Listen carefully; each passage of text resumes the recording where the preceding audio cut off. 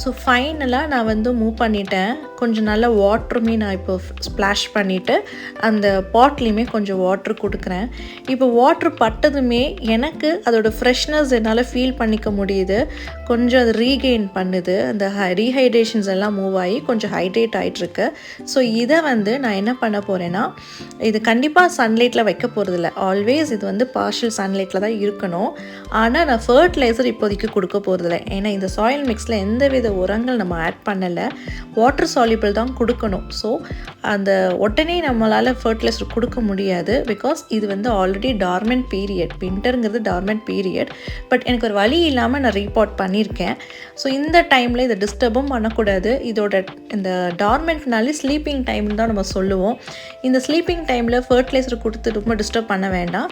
So mostly பிப்ரவரி டைமில் நான் வந்து ஃபர்டிலைசர் கொடுக்க ஸ்டார்ட் பண்ணிவிடுவேன். அது வரைக்கும் இது எந்த வித டிஸ்டர்பன்ஸ் இல்லாமல் ஜஸ்ட் வாட்டர் மட்டும் கொடுத்து ஒரு ஓரமாக வைக்க போகிறேன்.